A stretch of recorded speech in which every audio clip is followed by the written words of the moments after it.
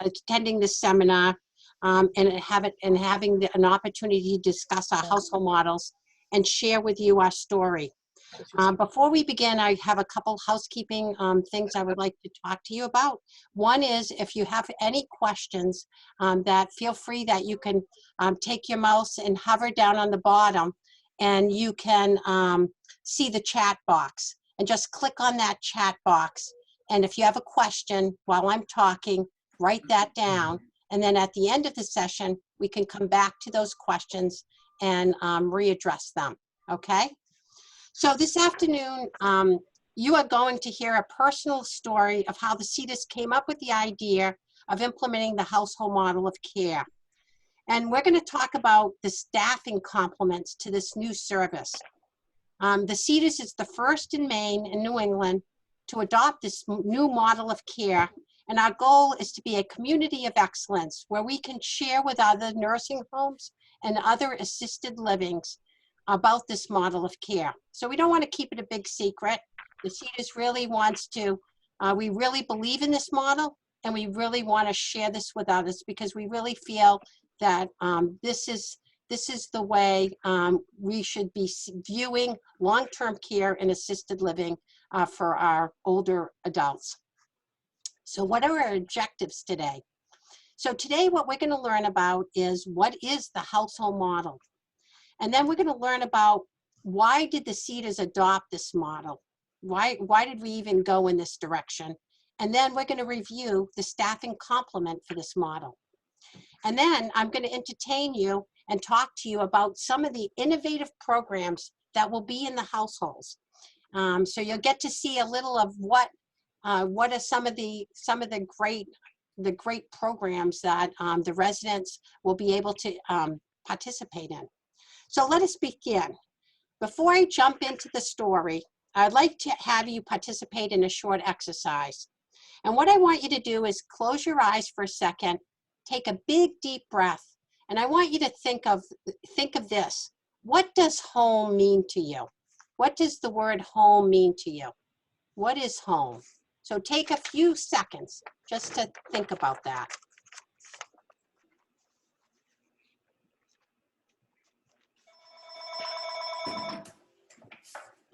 So home for me, I'm going to talk a little about what home means to me.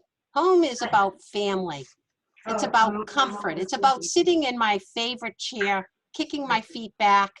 It's about security. I feel very safe at home. Okay. It's about space. I have many rooms where I can do projects. I can watch TV.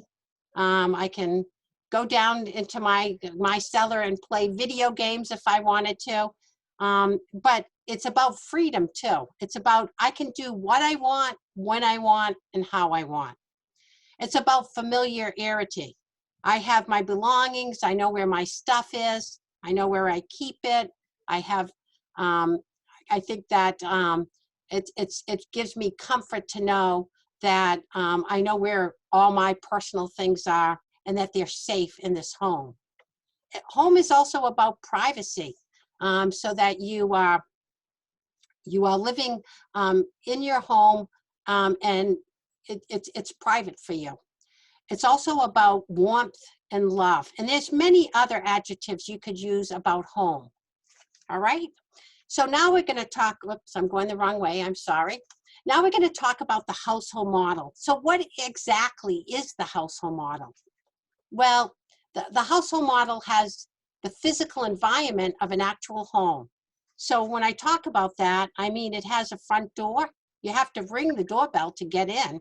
It has a kitchen. It has a family room. It has a great room. It's got a den. It's got a private bathroom and a bedroom.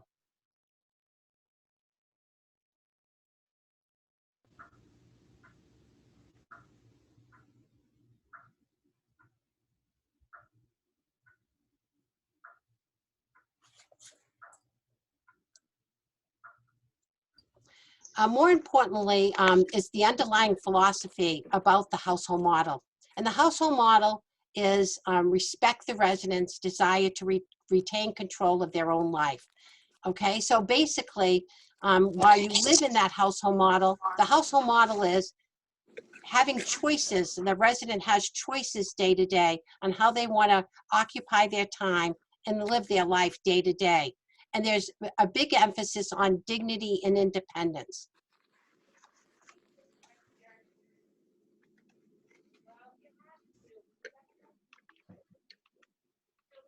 Okay, I'm not being able to, oh, there we go. So why did the Cedars want to adopt the household model?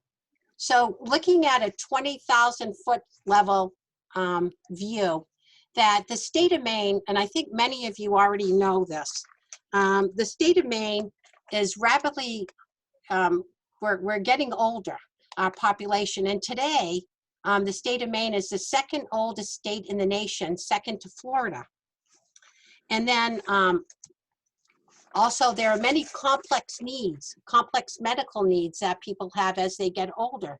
Some people do. And then the other reason is the state of Maine is actually, we are, the dementia epidemic is that dementia is on the rise. And dementia, the biggest risk factor for dementia is actually your age. And at 65, 1 in 4 people will suffer from dementia, some sort of dementia. There's many, as you heard from Dr. Wary last week, there's many, many different types of dementia.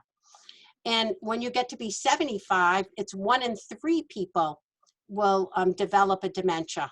And then when you get to be 85, it's 1 in 2 individuals that will develop dementia. So this is an area of concern for the state of Maine, as we have an aging population that we predict in 2030, 25% of the seniors or older adults in Maine will experience a type of dementia. The other big thing too for the Cedars, when we were looking at the household model, was the healthcare workforce crisis. So I think most of you have heard that in the news, that the workforce in Maine is a struggle. And we have lots of younger people. We need to keep our younger people in the state of Maine so that they can take jobs in healthcare or entice people to go into healthcare. All right, so healthcare, there's big shortages in healthcare, and with the COVID happening, the COVID pandemic, this has put more stress on the workforce today. So that's why the Cedars is so involved in developing CNA programs and also working with the colleges and having students at the Cedars. We feel that that's really, really important to us. And then the last reason is that older adults of today and tomorrow do not want to have that institutional model of care experienced by their parents and their grandparents. So let me get the next slide here. So the Cedars has decided to have a big, bold change, and we passionately want to transform the institutional model of care to a new model of care that creates a home and allows residents to direct their own lives. So let us look at the organizational changes that will happen with this new household model. So one of the first changes is to develop a consistent team.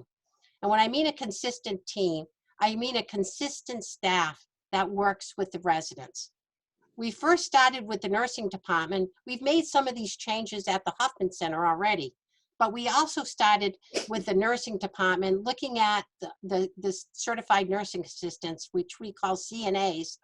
And in each of our neighborhoods, we call them neighborhoods, the units that are in the Huffman Center, we have identified full-time staff that will really work in those neighborhoods. Okay, and then we branched out by looking at other departments and assigning them to a specific neighborhood. And the household model does exactly that. It has a specific interdisciplinary team, and that team works in that household and really gets to know the resident and their preferences and who they are as an individual. And they can form relationships with the residents and with the families.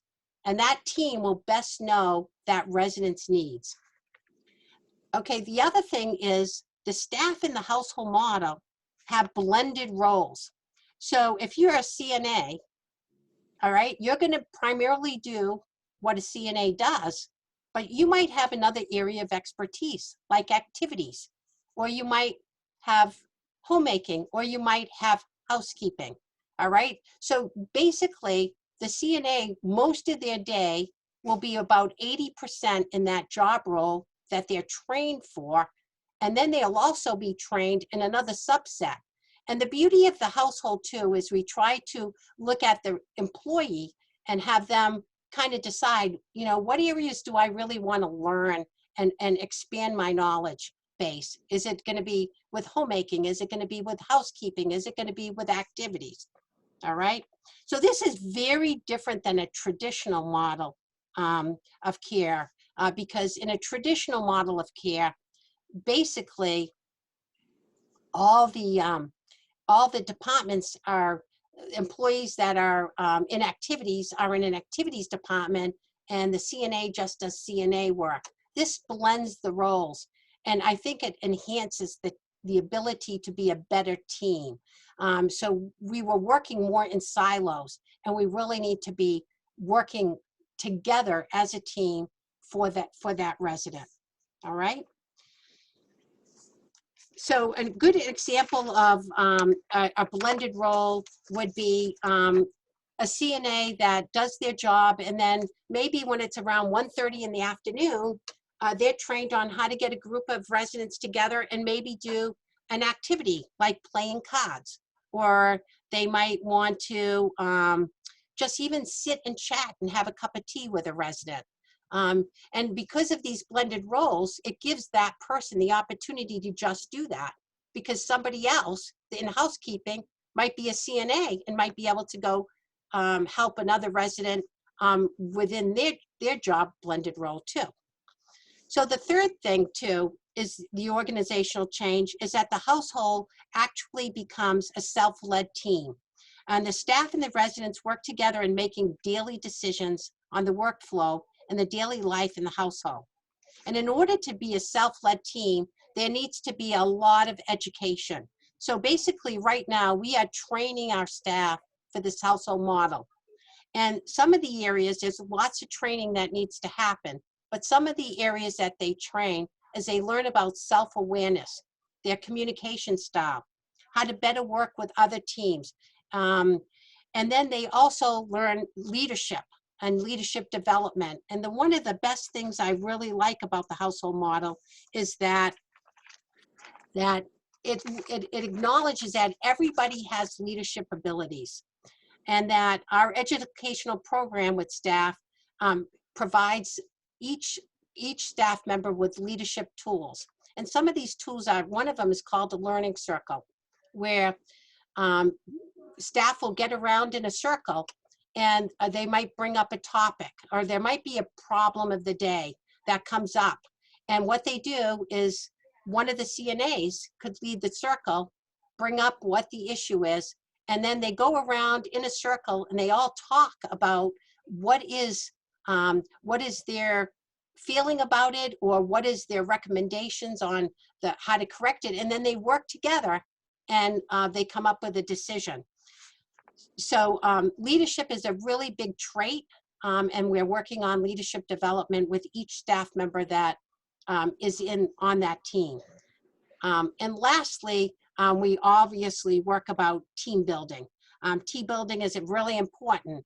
So some of the things that they do as a team is in the morning they will have a huddle, and they'll talk about what's going on with the residents, how are they feeling, how's their medical condition, what kind of things need to be done, what type of activities will be happening. And then they work well together as a team, and they talk and communicate throughout the day and share their responsibilities.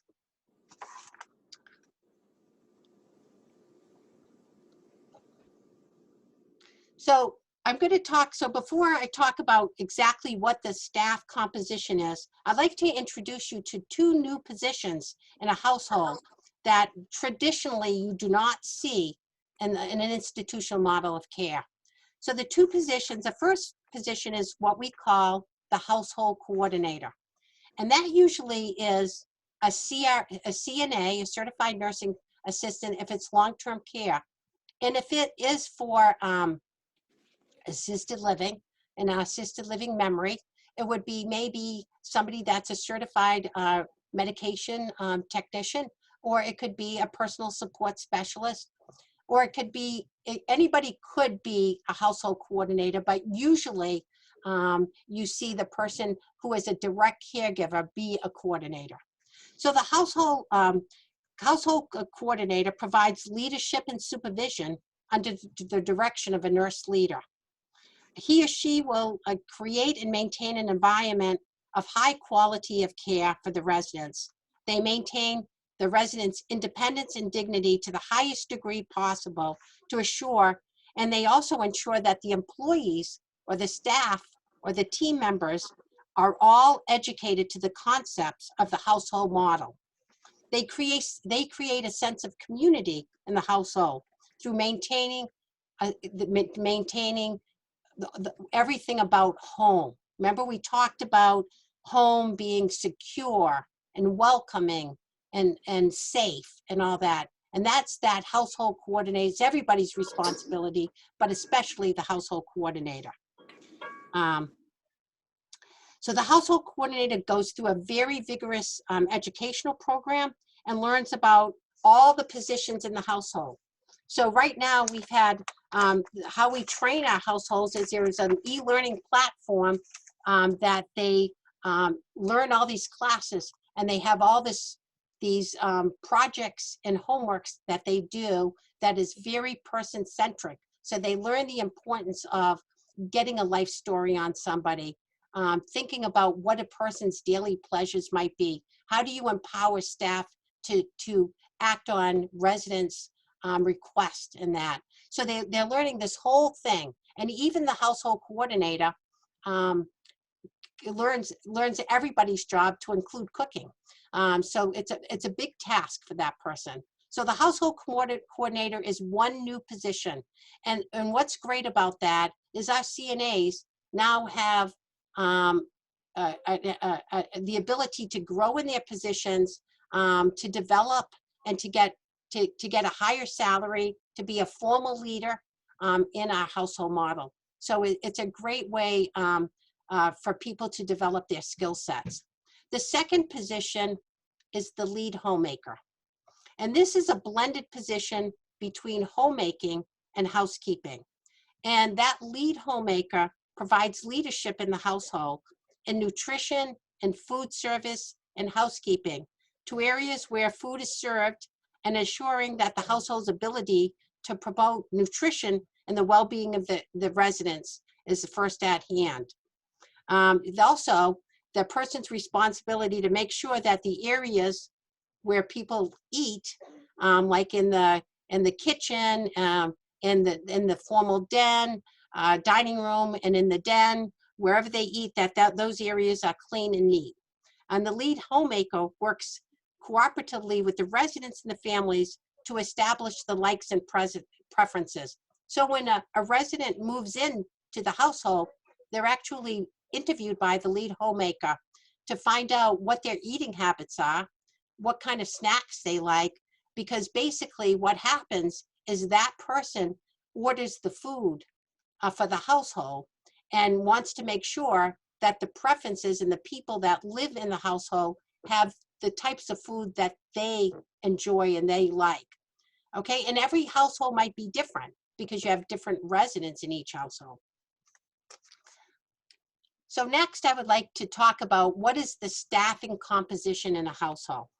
So the households will all have a nurse manager, which is called the lead nurse. Okay, the nurse manager oversees the households, and basically there would be one nurse manager to two households, and we call some of the households sister households. There would be a nurse manager that would oversee the program. And then there would be a household nurse for 20 residents. And this would be what you think of as the charge nurse.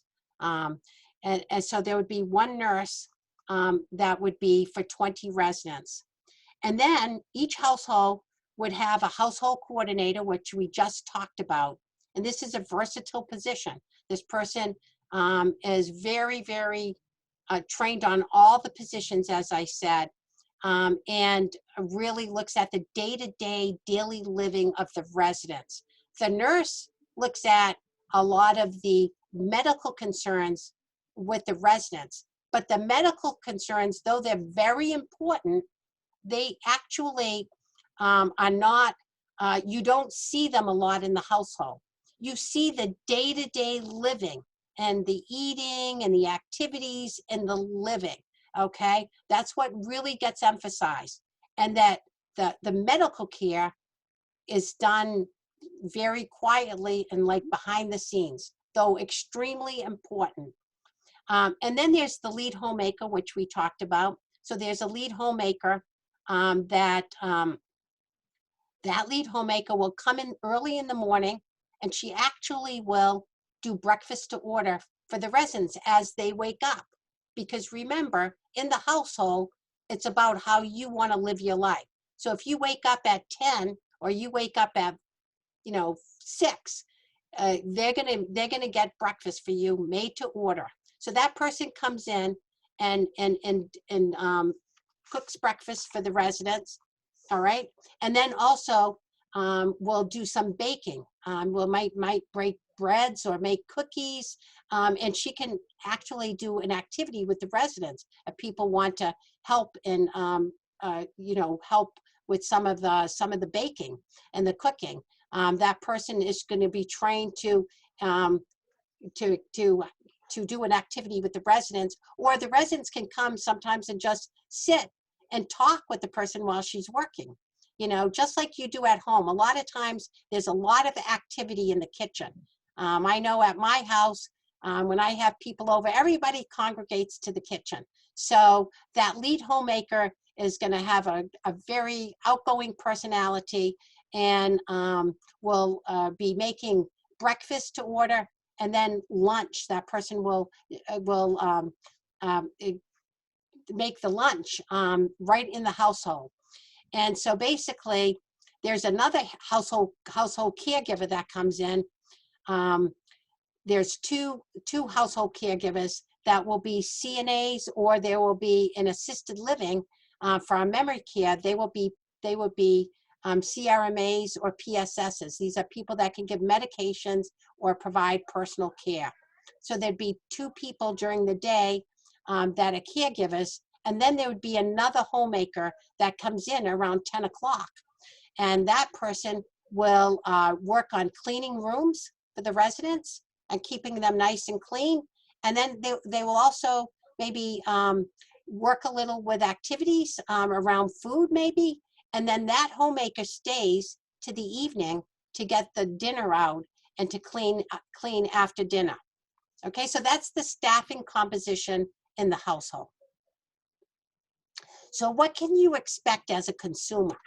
So what the expectations can be is enhanced household teams. Though we work as a team now, because of the blended roles, we will be working.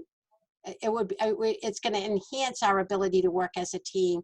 One of a great example is if a housekeeper goes into a person's bedroom and the person needed to go to the bathroom, if the housekeeper is trained as a CNA or a personal support specialist, they actually can help the person go to the bathroom instead of ringing a bell and waiting for that person, for somebody else to come. So those blended roles are really important, and we're going to be blending and developing our employees.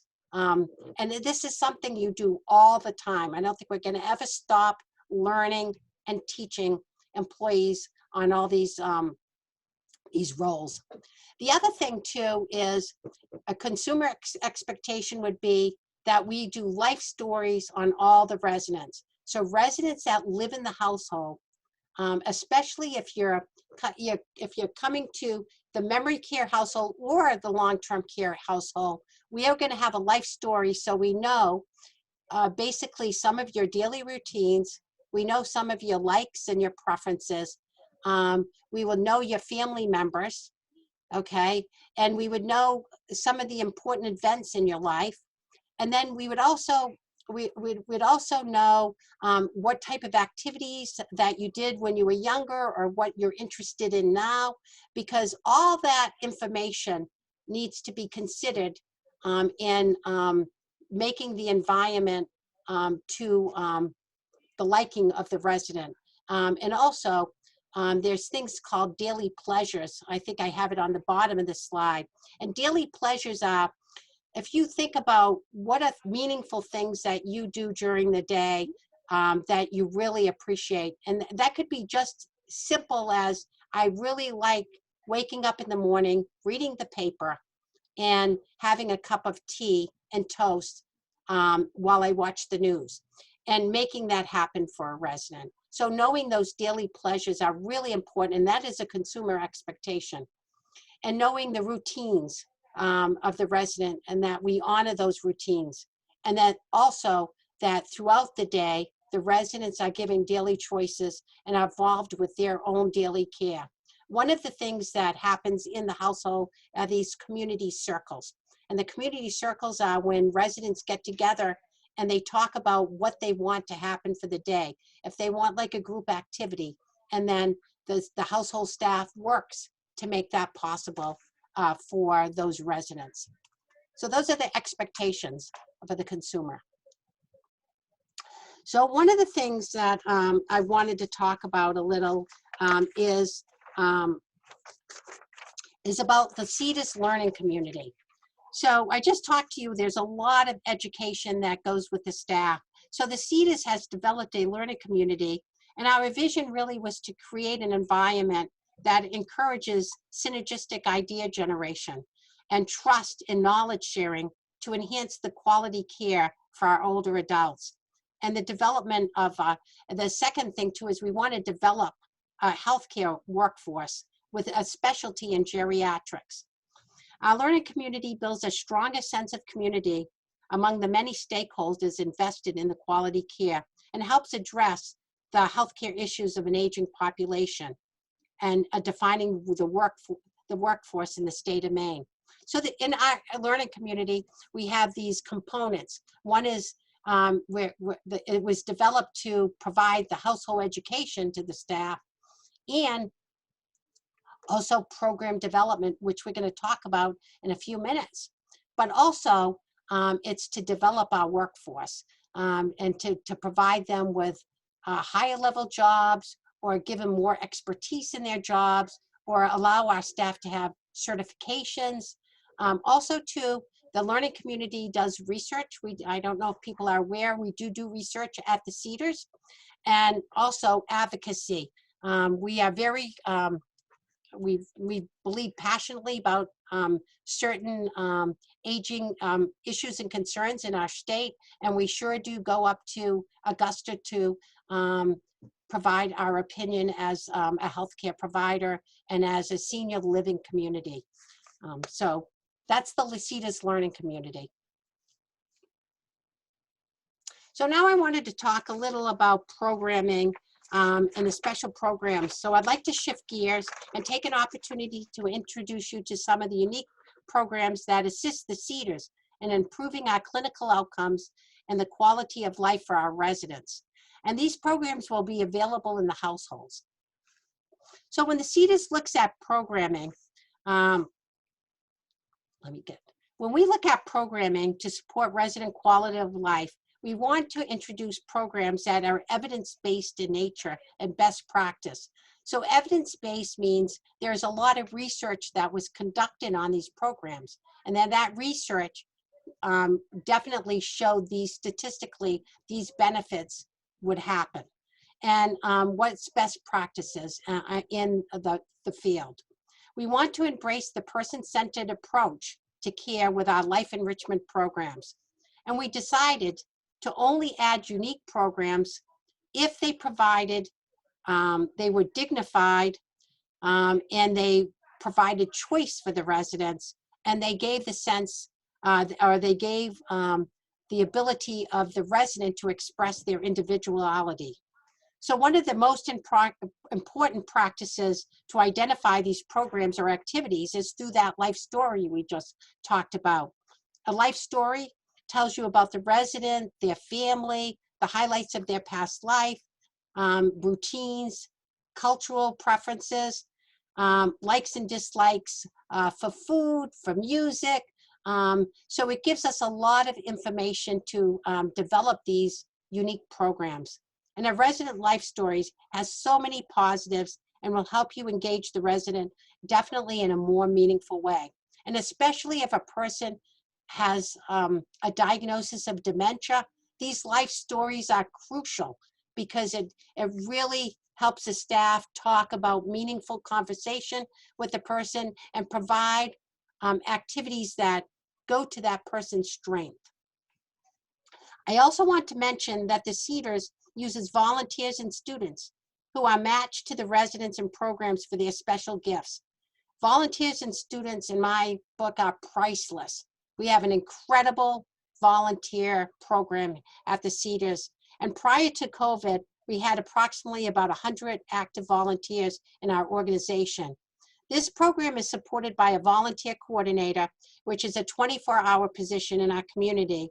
And we will discuss later, but the Cedars has many collaborative college partners that work with us. So we have many, many students that come to the Cedars.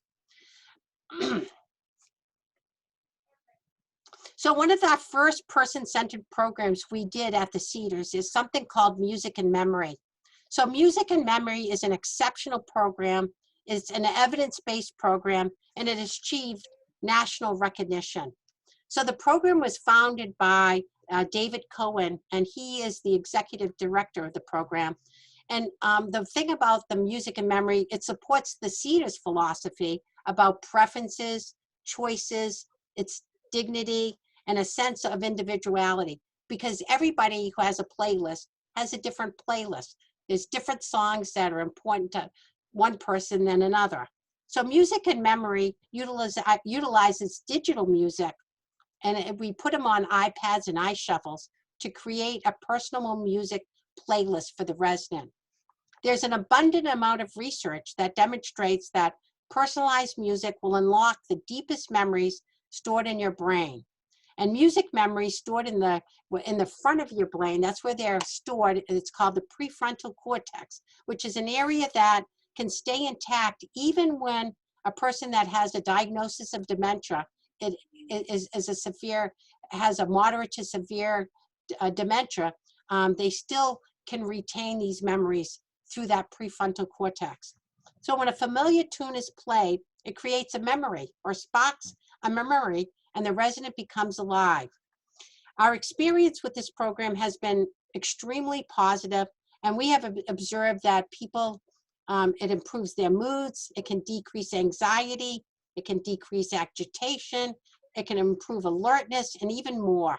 And it's a great tool for the direct care staff, the nursing staff to have, especially at night. If a nurse is working in the evenings and just say a resident gets anxious about something, having their favorite tunes and having the music or having a relaxing music can really help them. So we want to have Music and Memory is one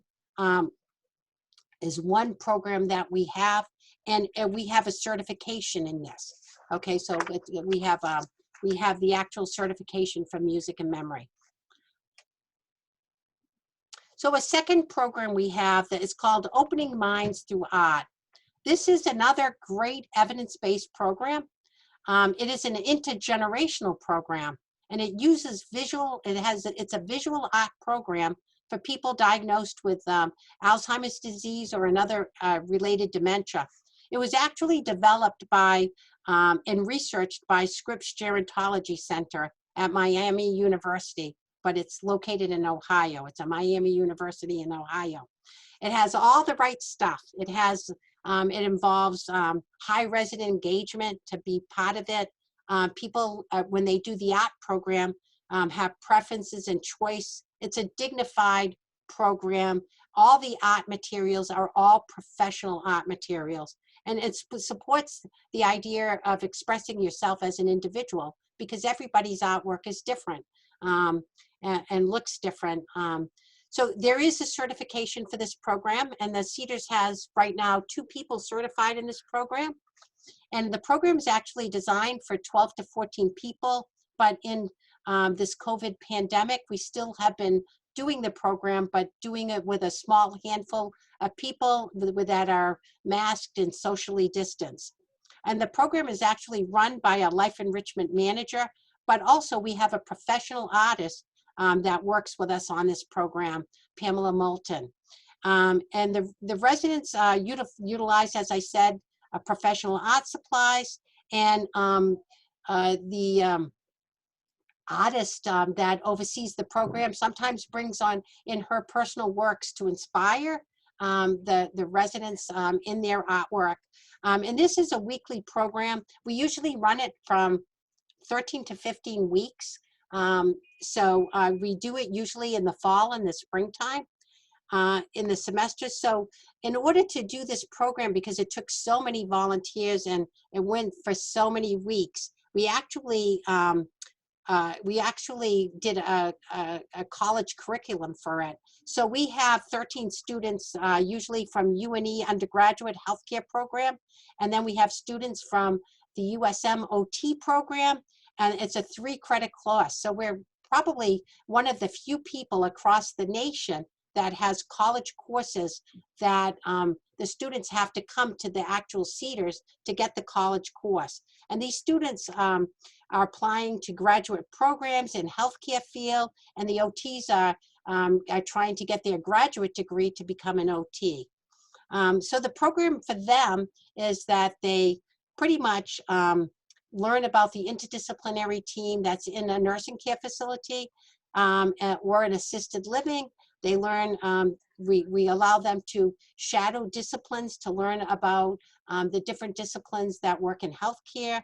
They befriend the residents, they learn their life history, they learn their medical history, and when they meet with the residents to create these beautiful art projects, they actually journal on every time they meet with the resident. And then they, at the end of their semester, they provide a paper on their reflections of what they learned through the program and through their elder teacher. So we call the residents the elder teacher. And it's a wonderful program, and it's definitely a win-win for everybody. So that's Opening Minds Through Art.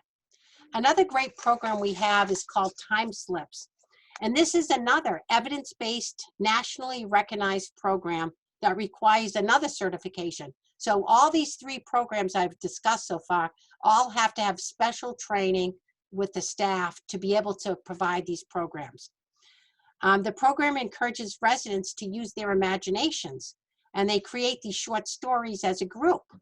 And then rather than rely on information that is accurate or actual, residents respond verbally to images that they see. They'll have a picture that they look at, that they hold in their hand, they feel, they see it, and then a facilitator who records their responses and facilitates the conversation. So together, they generate this whole story and create this narrative.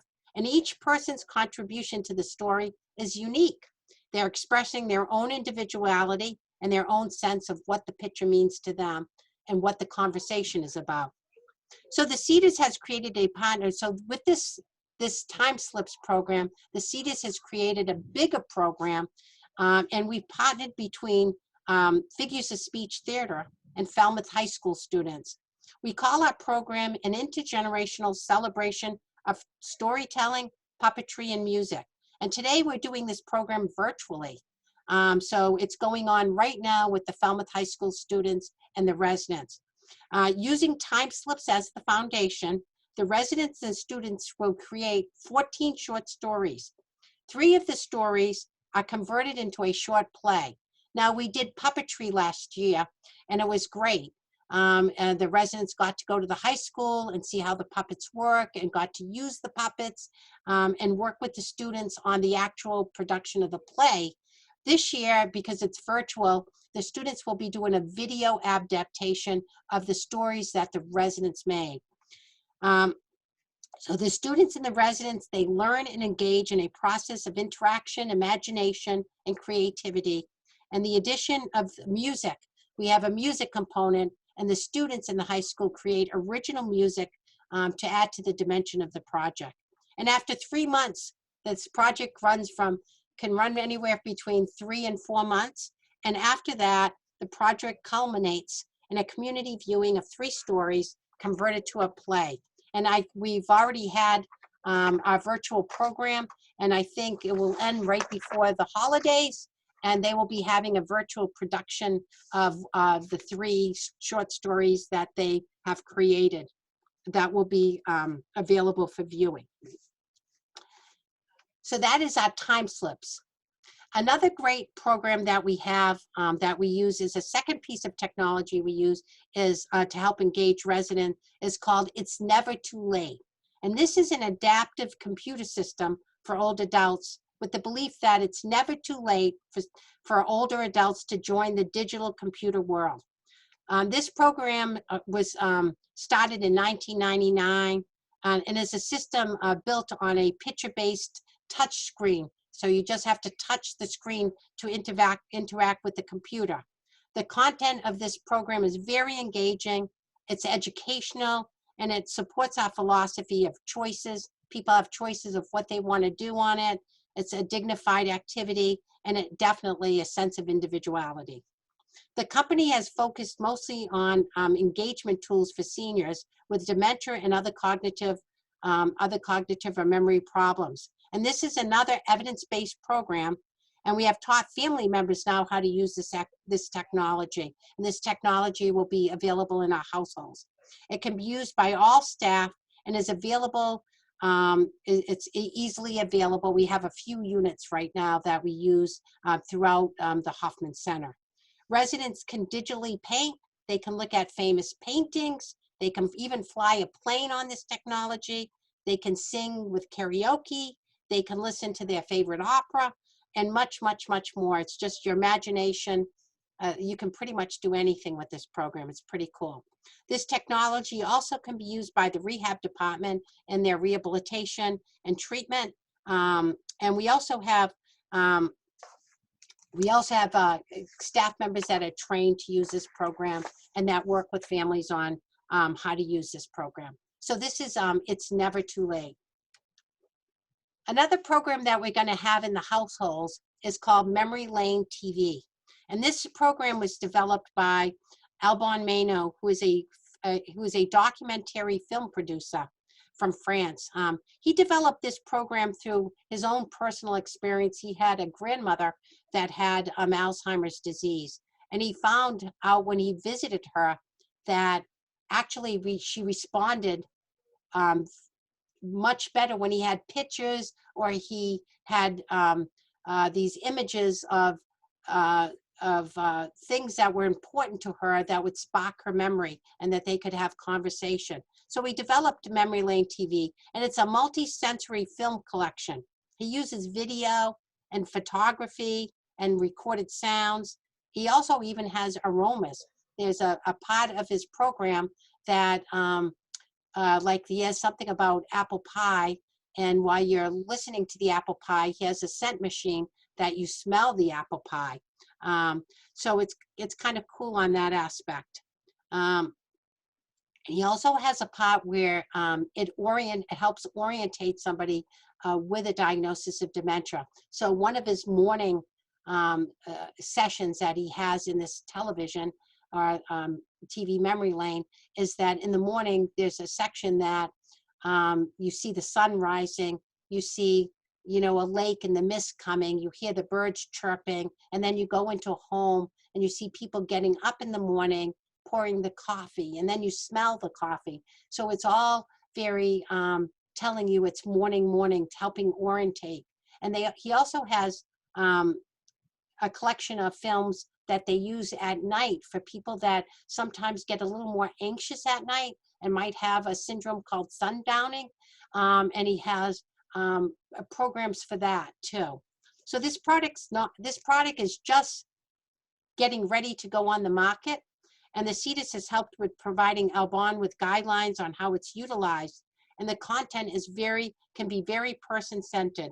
And there's the cool thing about the TV is there's no plot to it. There's no complex plot to it. It's a lot of images. And also too, the Life Enrichment team uses it and they facilitate conversation throughout the playing of TV memory lane. He also has a lot of old shows on that, and also has a lot of reminiscent material for people to look at to facilitate reminiscent. A couple good things. He has a lot of things on Maine about it. He has a Freiburg Fair. A lot of people have been to the Freiburg Fair, so when that goes up, that usually gets a lot of interest, and people talk about fairs and going to fairs because fairs are a big thing in Maine. So that's TV memory lane, and that would be definitely a program in the household that's going to be offered. And we put them on big TVs because the photography is so incredible, it makes it more real. It's pretty cool. So another program that we have that we didn't have this summer because of COVID-19, but we're always going to stay, the minute we can resume it, we're going to resume it, is with the Portland Realers, which is a nonprofit organization that's in Portland.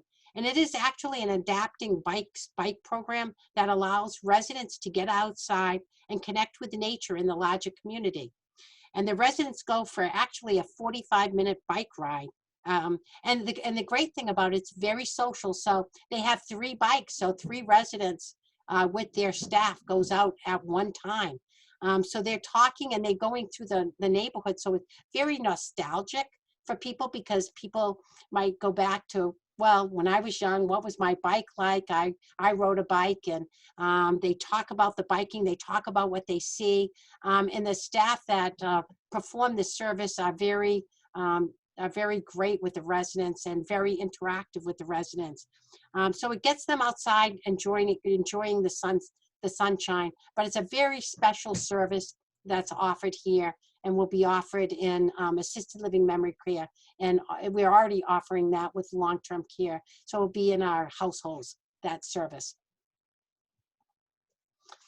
So I just want to talk about a little, that's a pretty unique thing. I mentioned a little that the Cedars has a lot of community partners. Well, we do a lot of college courses at the Cedars.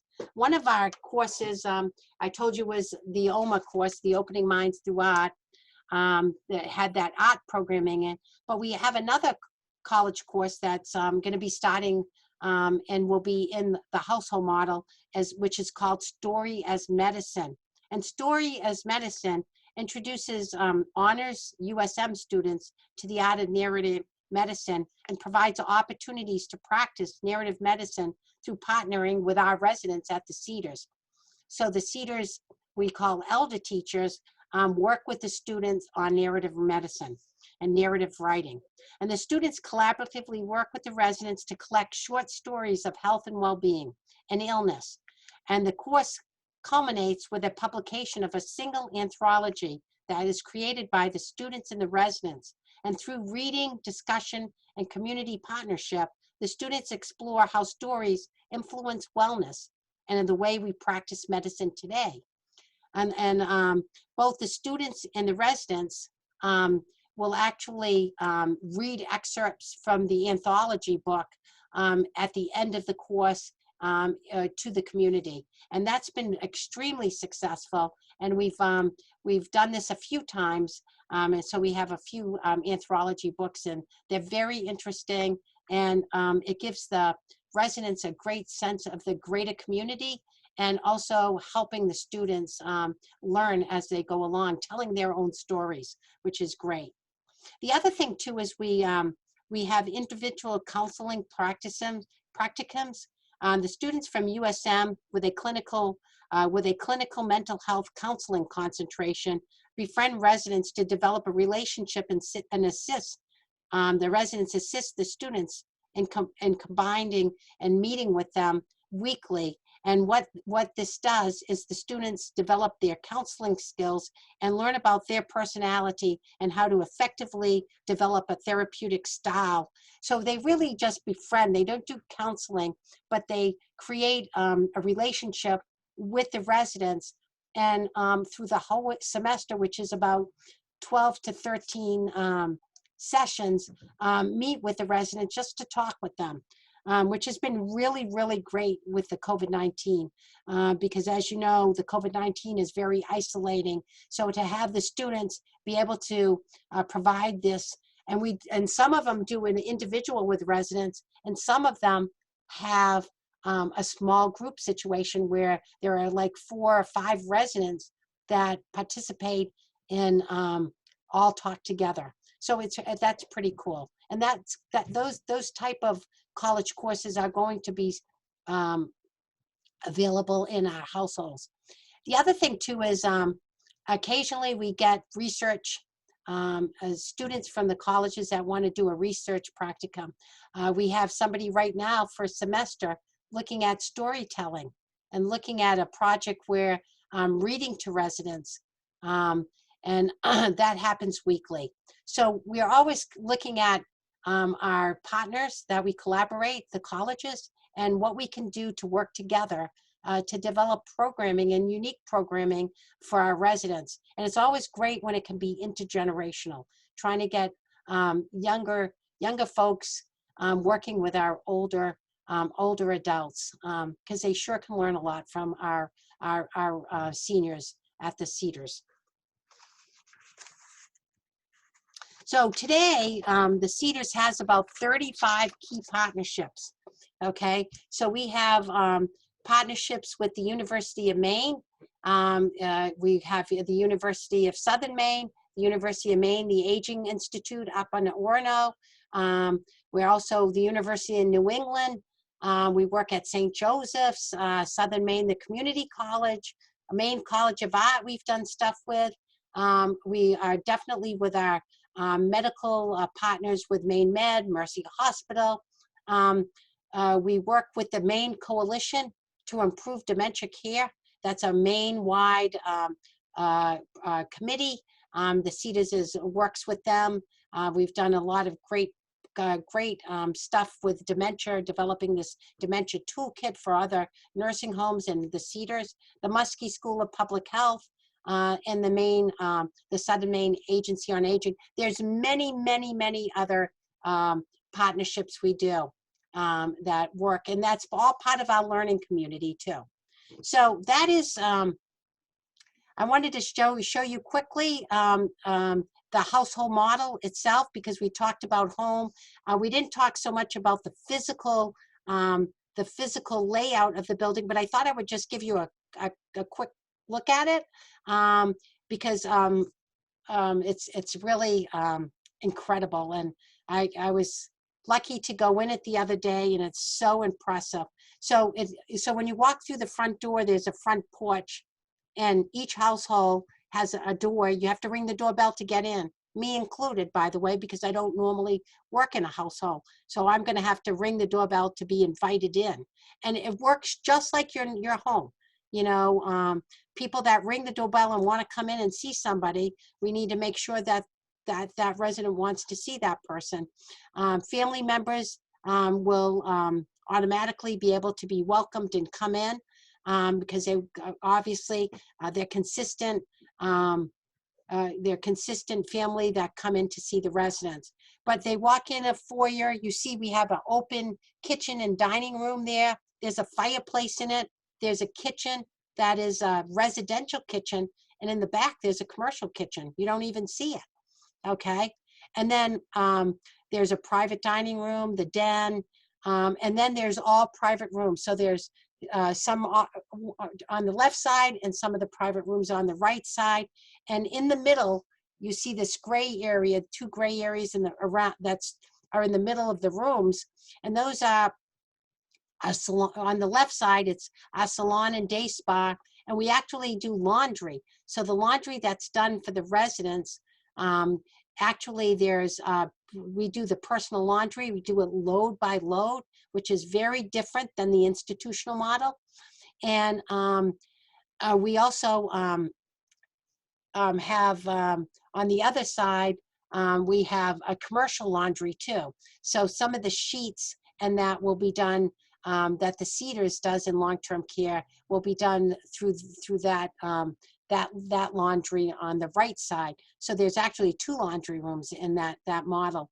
But it will also have a med room, but nobody will see that. You see a home. You don't see anything institutional or hospital-like, because the institutional model is based on the hospital model.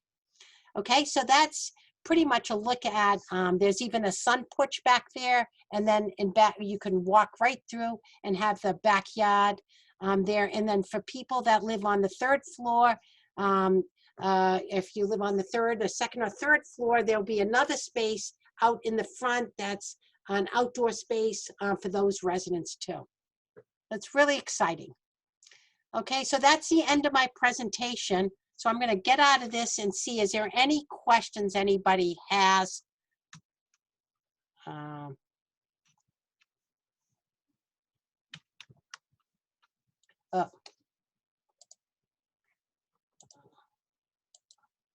Okay.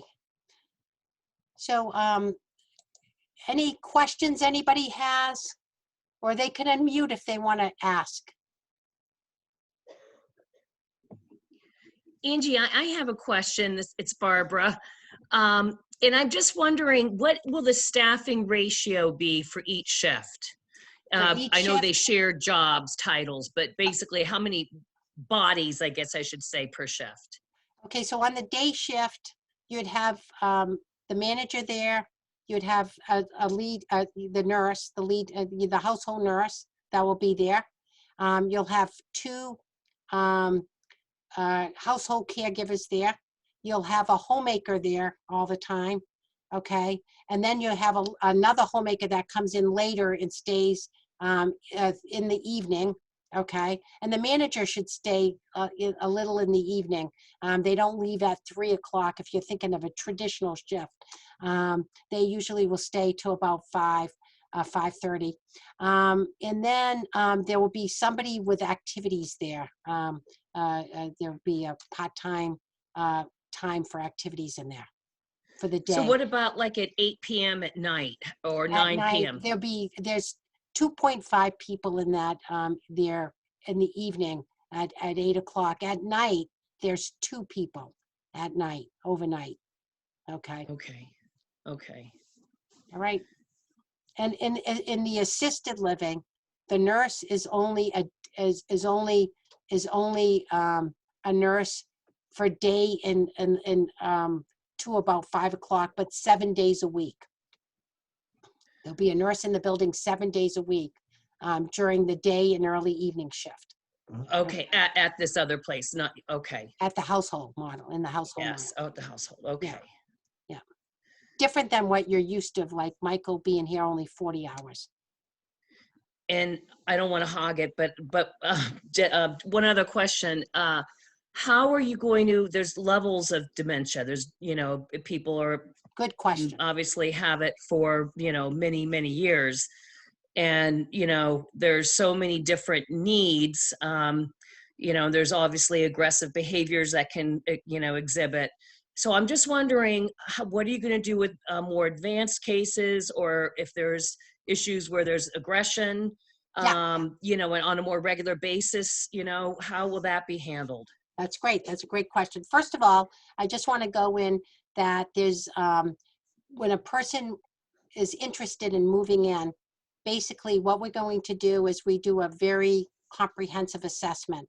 We're going to have not only a nurse, but an OT go out, meet with the family, meet with the potential resident, learn and also see their home environment and what that looks like.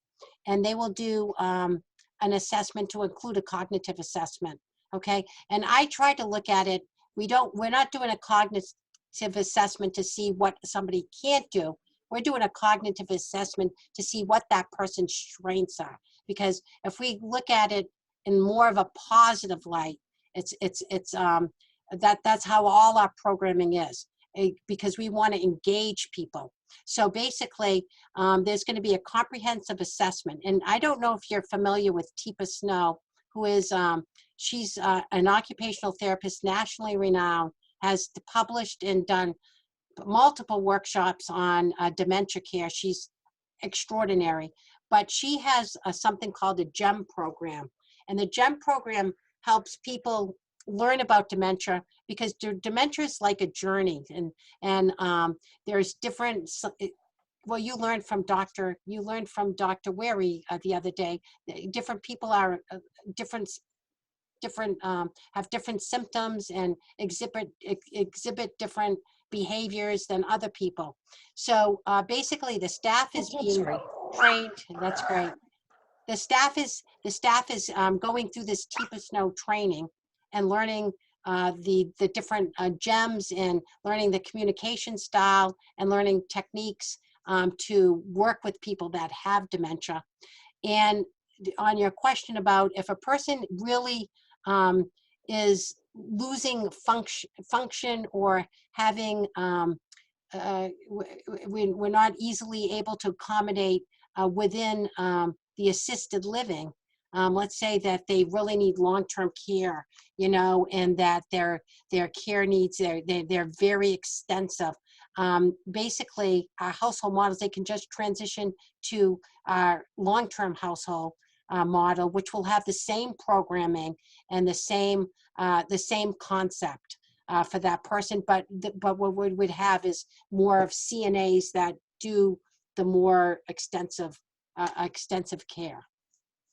So you are saying that you will have a like maybe 2 levels of dementia care?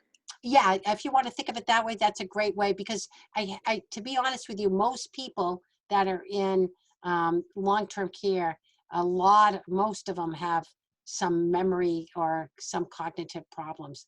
The state of Maine is very hard with long-term care. A lot of people, like if they come from New York and Massachusetts, say, I'm going to put my mother in long-term care, but really they're assisted living for us. We're just have like a stricter criteria. So there will be, if a person really requires care that's more intense, there will be a transitioning program for that person. Okay, I think we got, will residents have Wi-Fi and personal telephone, cell phone access? Well, yes, there will be Wi-Fi, and we do have technology that we use that runs on Wi-Fi, and our electronic health record is Wi-Fi, but there will be a guest Wi-Fi in there. Telephone access, there will be telephone access. Now, if the individual wants to have their telephone in their room, it's all wired for cable and television and all that. But if the person doesn't have a telephone, like some people don't know to answer the phone because they have dementia and they don't know how to use the telephone, they might forget how to use that appropriately. But we definitely, as an organization, have to provide telephone and access to a telephone for any resident. That's actually a regulation. You have to do that. And it says, how structured are the programs? If there is a tendency for a resident to isolate, what is the process for gently drawing them out? I think the big thing that's a great question. And basically, the staff is trained to work with people that might not necessarily always want to participate in something, or want to work on something. So basically what we try to do is we try to look at that life story and try to find the meaningful things that are meaningful to the resident, so that would spark their interest. Okay, and then with the right communication. That's why the people are all trained with this TIPA SNOW positive approach to care philosophy. Help encourage the resident to do that. And we have to do it in a creative way. You can't tell somebody to do it because sometimes that does not work, and that would be a negative thing. You have to, that's why it's very important to know the resident's life history. And I'm going to give you an example of that. We actually had a woman that would not let you wash her hair, and she had extremely difficult behavior with somebody washing her hair. And basically, our salon person discovered that she liked Oreo cookies and milk. And she brought the Oreos and cookies and milk to the salon, had the person come. The person was so excited about the Oreo cookies. She washed her hair, she had the cookies, and they had a great conversation, and that was the end of it. So every week she went and got her hair done, and that when she never let anybody touch her hair. So what we have to do is it's trial and error sometimes, but we have to be creative, we have to be positive, we have to know the person, we have to listen to the family. The family might have some great suggestions on tidbits of information that might help us on working with people. So hopefully that answers the question.